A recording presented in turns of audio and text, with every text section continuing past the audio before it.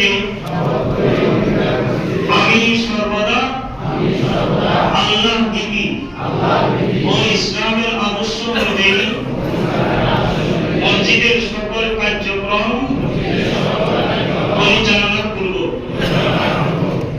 আমি মসজিদের সম্পদ,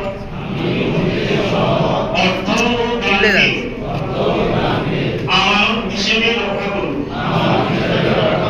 এবং কোন ধরনের অপচয় বা অপব্যবহার করব না।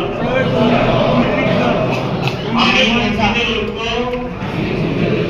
শান্তি ও মর্যাদা বজায় রাখব। কারো প্রতি পক্ষপাত বা অবিচার করব না। আমি মসজিদ কমিটির সিদ্ধান্ত